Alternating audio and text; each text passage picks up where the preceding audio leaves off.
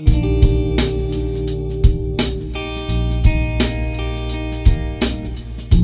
Everyone. Okay, आज का हमारा जो टॉपिक है वो है बेसिक कंपोनेंट्स ऑफ DBMS यानी कि डेटाबेस मैनेजमेंट सिस्टम। ठीक है, और इस चीज़ में यानी कि इस पार्ट में हम जो जो टॉपिक कवर्स करने वाले हैं वो हमारे पास है table, field, record, data types and lastly views. तो ये सारी चीज़ें हम इसमें कवर करने वाले हैं। अच्छा, और एक बात बहुत ज़्यादा इंपॉर्टेंट कि जो मैं टॉपिक पढ़ाती हूँ ना एक पार्ट में, दैन वो मैं डिस्क्रिप्शन में भी लिख देती हूँ कि इस पार्ट में मैंने क्या क्या टॉपिक्स को कवर किए। तो अगर आपको वैसे बोलती हूँ जब मैं, तब अगर आपको समझ नहीं आता, क्योंकि आई गेस मैं जल्दी बोल देती हूँ, इसलिए देन आप क्या करें, डिस्क्रिप्शन पढ़ लिया करें, तो इससे आपको समझ आ जाएगा कि अच्छा इस वीडियो में आपको ये टॉपिक्स पढ़ने को मिलेगा। ठीक है, इज इट क्लियर? ओके, अब हम जो है अपने टॉपिक की तरफ बढ़ते हैं और हम देखते हैं कि हमारा जो पहला टॉपिक है टेबल, वो क्या होता है हमारे पास DBMS में। ओके, तो सबसे पहले लेकिन आई गेस ये बताना ज़रूरी है कि DBMS क्या है। देखिए, DBMS का फुल फॉर्म है डेटाबेस मैनेजमेंट सिस्टम। डेटाबेस क्या होता है, यू ऑलरेडी नो दैट। ठीक है, मैनेज और ये जो लफ्ज़ है मैनेजमेंट सिस्टम, इससे हमें ये पता चल रहा है कि डेटाबेस को किस तरीके से मैनेज करता है। वो सारी चीज़ें हम इस वाले पार्ट में पढ़ने वाले हैं। तो आई गेस ये क्लियर होगा आपको कि डेटाबेस मैनेजमेंट सिस्टम होता है क्या। लेकिन अगर आपको थोड़ी डिटेल में पढ़ना है तो आप इजीली गूगल या ChatGPT वगैरह से पढ़ सकते हैं।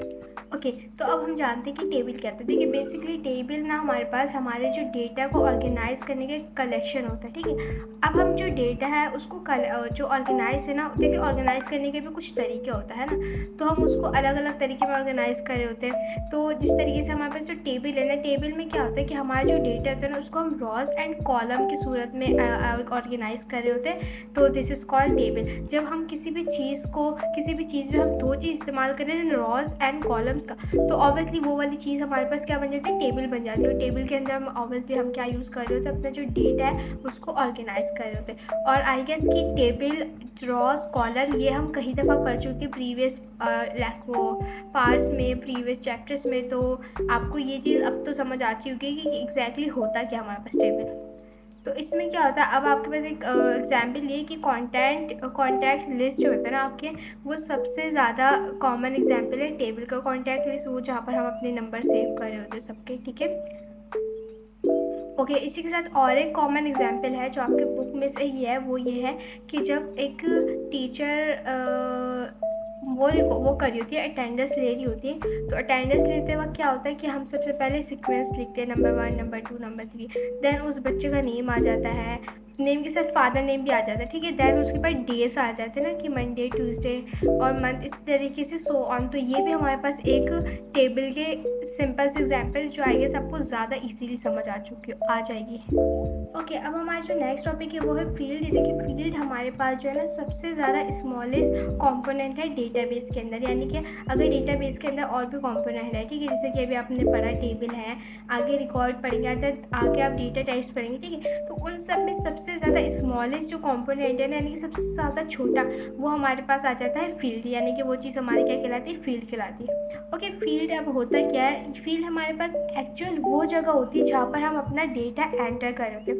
ठीक है, अब फॉर सपोज जब आपकी अटेंडेंस हो रही होती है तो आपका डेटा कहाँ पर एंटर होता है, जहाँ मतलब कि आप कितने दिन आए, कितने दिन आपने एब्सेंट लिया या कितने दिन आपने लीव लिया। ऑब्वियसली वो अटेंडेंस रजिस्टर है ना, तो वो अटेंडेंस रजिस्टर आपके पास क्या हुआ, फील्ड ही कहलाएगा। क्यों? क्योंकि वहाँ पर आपका एक्चुअल डेटा जो है ना एंटर हो रहा था। देन उसके आगे की कैलकुलेशन जो भी होगी, देन वो फर्दर बाकी चीज़ है, लेकिन उस चीज़ को हम क्या कहेंगे, फील्ड कहेंगे, क्योंकि वहाँ पर आपका एक्चुअल डेटा एंटर हो रहा है।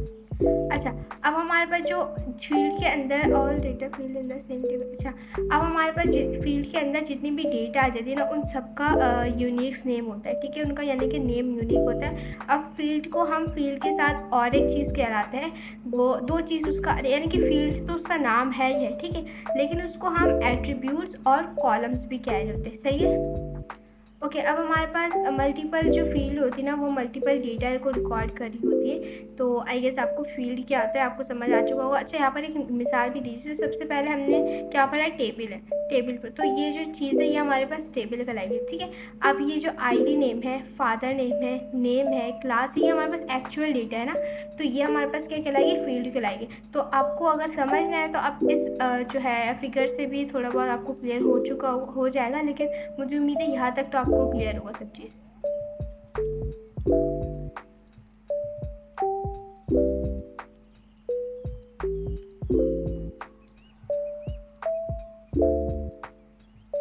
ओके, अब हमारा जो वो है topic third which is record. देखिए, आसान लफ्ज़ों में अगर आपको बताया जाए कि व्हाट इज़ रिकॉर्ड, दैन इसका हम ये एक लाइन में अगर हम इसको जवाब दें तो हम इसको ये कह सकेंगे कि एक सिंगल एंट्री यानी कि एक सिंगल डेटा, ठीक है, एक सिंगल कोई भी इंफॉर्मेशन, एक सिंगल डेटा या एक सिंगल एंट्री, कुछ भी आप कह लें, वो हमारे पास क्या कहलाएगा, रिकॉर्ड कहलाएगा। सही। रिकॉर्ड को हम ऑल्सो रेफर करते हैं किसमें, टैब्यूलस में और रॉस में रेफर कर होते हैं, ठीक है। देखिए, अब हमारे पास जो रिकॉर्ड है ना, रिकॉर्ड हमारे पास हमेशा ना दो या दो से ज़्यादा डेटा के आइटम से मिलकर बनता है और उस चीज़ को हम क्या कहलाते हैं, ट्यूपलिस, ठीक है। ट्यूपलिस अगेन बता देती हूँ कि हमारे पास जो रिकॉर्ड है ना वो हमेशा दो या दो से ज़्यादा डेटा के आइटम से मिलकर बनता है और उस चीज़ को हम रिकॉर्ड के साथ ट्यूपलिस भी कहते हैं, किसके अंदर, डेटा रिप्रेजेंटिंग के अंदर, ठीक है। तो उम्मीद है आपको ये चीज़ थोड़ी बहुत समझ आ चुकी है कि रिकॉर्ड क्या है। रिकॉर्ड समझना इतना मुश्किल नहीं है क्योंकि बहुत ज़्यादा ईजी था। ओके, अब हमारे पास आ जाता है डेटा टाइप्स। देखिए, अब मैंने कई दफ़ा ये बात कह चुकी है कि मुझे भी ऐसे लगता था कि सिर्फ नंबर्स सिर्फ आपके कोई भी इंफॉर्मेशन ही आपका डेटा कहला रहा होता है, लेकिन डेटा आपकी हर चीज़ होती है, ठीक है। यानी कि जो भी आपके कोई पिक्चर्स है वो भी एक डेटा है, आपके कोई टैग्स है वो भी डेटा है, कोई फ़ोन कॉल है, कोई नंबर्स है, एवरीथिंग, हर चीज़ आपका डेटा में हो रहा होता है, हर चीज़ आपका रिकॉर्ड हो रहा होता है, ठीक है, यानी कि रिकॉर्ड कहलाता है। तो ये तो चीज़ आपको पता होनी चाहिए कि डेटा में ना, डेटा के ना बहुत सारे टाइप्स हैं और वो कौन कौन से टाइप है उन सबको हम इसमें पढ़ने वाले। क्या वो वाले टाइप्स हैं जो मैंने आपको बताया, जैसे पिक्चर्स, वो क्या कहते हैं, टैग्स, ये सारे नहीं, इसमें डेटा के दूसरे टाइप्स आ जाएंगे, जैसे नंबर्स वाले, टैग्स वाले, इस किस्म के। ओके, अब हमारे पास क्या होता है कि जितनी भी फील्ड हम यूज़ कर रहे होते हैं अपने टेबल के अंदर, उसमें जो है ना लाजमी कहीं ना कहीं डेटा की टाइप लाजमी होगी। सही, जैसे अभी हमने प्रीवियस में आपने अगर देखा हुआ कि जब हम टेबल फील्ड पढ़ रहे थे तो एक फिगर थी ना जो अटेंडेंस था, उसमें क्या था कि हमारे पास एक ही वक्त में हमारे पास ऑलमोस्ट ना दो डेटा की टाइप यूज़ हो रही थी। अब वो दो डेटा की टाइप कौन कौन सी थी, अब जब आप डेटा टाइप समझ जाएंगे ना, आप खुद एनालाइज कर सकेंगे कि अच्छा इस फील्ड में एक ये वाली डेटा टाइप यूज़ हुई एंड इस फील्ड में ये वाली डेटा टाइप यूज़ हुई, ठीक है। तो इसलिए मैं आपको अभी नहीं बताऊंगी कि कौन कौन से डेटा टाइप उसमें यूज़ हुआ, लेकिन जब आप ये पढ़ लेंगे ना कि कौन कौन से डेटा टाइप होते हैं तो आप खुद से एनालाइज कर सकेंगे कि अच्छा इसमें ना ये डेटा टाइप इस्तेमाल हुआ हमारा।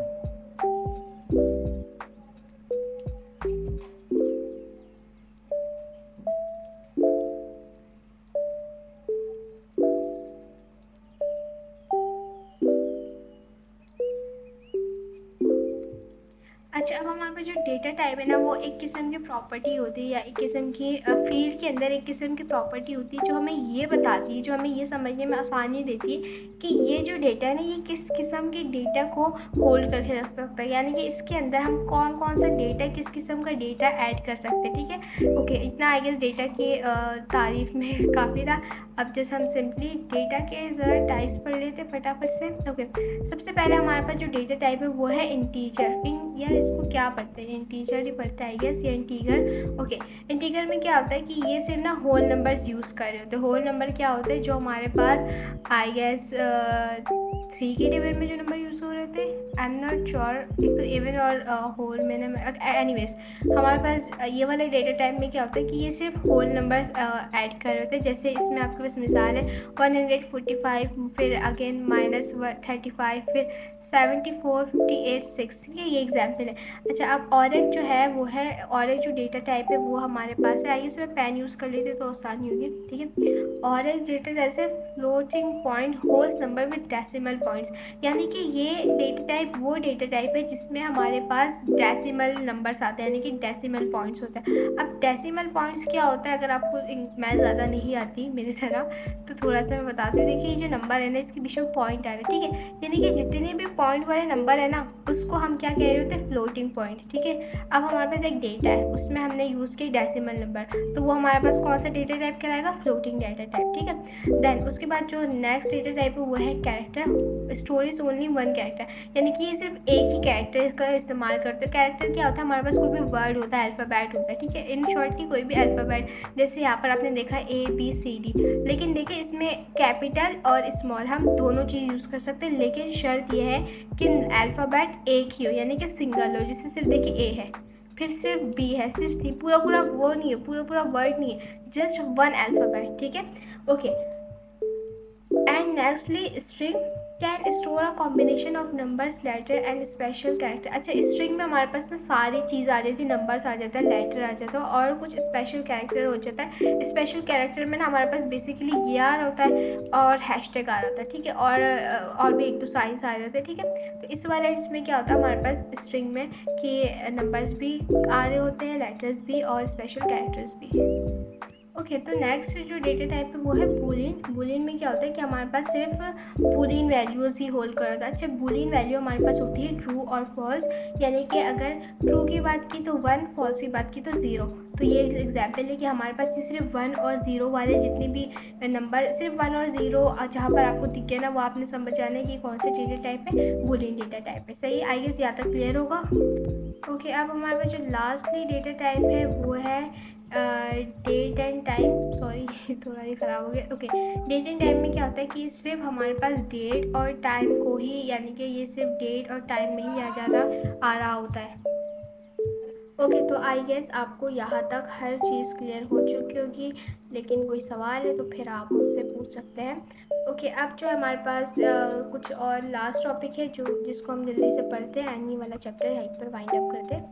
ओके, यहाँ पर अब हमारे पास एक छोटा सा पैराग्राफ है जिसको मैं आपको समझाती हूँ। देखिए यहाँ पर लिखा हुआ ये कि हमारे पास जो डिफरेंट डेटाबेस मैनेजमेंट सिस्टम है ना, वो डिफरेंट डेटा को अरेंज करने की, यानी कि डेटा के टाइप्स को स्टोर करने या अलाउ करती। सही, जैसे यहाँ पर एक मिसाल है कि MS एक्सेस जो है ना, आपको अलाउ करती कि आप होल नंबर जो है ना, होल नंबर -32768 से लेकर 32767 तक आप एक इंटीजर के तौर पे इस्तेमाल कर सकते हैं, ठीक है। यानी कि इतनी इसकी रेंज है, इतनी इसकी कैपेबिलिटी है कि इतना ही ये नंबर आप इसमें यूज़ कर सकते हो। अच्छा, अब हमारे पास जो मॉडर्न डेटाबेस मैनेजमेंट सिस्टम है ना, वो हमें एक मिनट। ओके, तो अब हमारे मॉडर्न डेटाबेस मैनेजमेंट सिस्टम में क्या होता है कि हमें एक प्रॉपर डेटा टाइप को चूज़ करना बहुत ज़्यादा इम्पॉर्टेंट है, क्योंकि हमें मेक श्योर करना होता है कि हमारा जो डेटाबेस है, यानी कि हमारा जो भी डेटा है ना, वो बहुत ज़्यादा फास्टली ईजिली रन कर सके। दैट्स वाई कि हमें एक ऐसा DBMS चॉइस करना चाहिए जिसमें प्रॉपरली सारे डेटा टाइप्स ईजिली रन हो सके, क्योंकि ऑब्वियसली डेटा एक किस्म का नहीं होता। कभी हम इंटीजर यूज़ कर रहे होते हैं, कभी कैरेक्टर, कभी स्ट्रिंग, कभी बूलियन, कभी डेटा टाइप, कभी अलग अलग डेटा टाइप। सही, दैट्स वाई कि आपके लिए ये बहुत ज़्यादा इंपॉर्टेंट चीज़ है। तो आई गेस यहाँ तक आपको सारी चीज़ें क्लियर होगी। अब हमारा जो लास्ट टॉपिक है उसको हम पढ़ते हैं, दैन इंशाल्लाह फिर ये वाइंड अप हो जाएगा हमारा पार्ट। ओके, तो अब हमारा जो टॉपिक है वो है व्यू। ओके, अब हमारे पास डेटाबेस में क्या होता है कि जो हमारा डेटा है ना, वो क्या होता है कि टेबल में सेव होता है। सही है, तो इसमें क्या होता है कि हमारे पास जो व्यूज़ है ना, व्यूज़ के ज़रिए हम अपने जो डेटा है ना उसको देख सकते हैं, ठीक है। अच्छा, व्यूज़ क्या करता है, हमारा जो डेटा है ना उसको स्टोर नहीं करता, लेकिन हमारा जो इन्फॉर्मेशन है उसको हमें देखने में, दिखाने में मदद कर रहा होता है। सही है, तो इससे पता चल रहा है कि अगर आपको कोई डेटा देखना है ना, तो आप उस व्यूज़ का इस्तेमाल करके आप वो डेटा ईजिली देख सकते हैं। और व्यू के अंदर हमारा एक ये एबिलिटी भी है कि वो जो है ना, किसी भी डिफरेंट टेबल के ज़रिए अपने जो डेटा को ना अटैच कर सकते हैं। सही है, इसी के साथ व्यूज़ हमारे पास जो सिक्योरिटी है डेटा का, और कोई भी नो चांसेस एक्यूरेसी है, यानी कि ओरिजिनल डेटा रहे, उसमें किसी किस्म की सिक्योरिटी प्रॉब्लम ना हो, ये सब चीज़ को मैनेज करने के लिए भी व्यूज़ बहुत ज़्यादा बेहतर है। ओके, अब देखिए आपको ये तो पता चल गया कि व्यूज़ क्या है। सही, लेकिन अगर आपको ये नहीं पता ना कि व्यूज़ एक्चुअल में काम कैसे करता है, इससे हम अपना डेटा कैसे देख सकते हैं, ठीक है। तो अब क्या होगा कि हम ये सीखेंगे कि हम किस तरीके से अपना एक टेबल जो है ना क्रिएट कर सकते हैं MS एक्सेस के अंदर, एंड उसको देख भी सकते हैं। लेकिन ये वाली चीज़ मैं आपको नेक्स्ट पार्ट में समझाऊंगी कि कैसे आप MS एक्सेस का इस्तेमाल करके अपना जो है ना टेबल बना सकते हैं, एंड आपने उसके अंदर जो भी डेटा पुट किया उसको देख भी सकते हैं। तो अगर आपको ये जानना है तो आपको उसके लिए नेक्स्ट पार्ट का इंतज़ार करना होगा।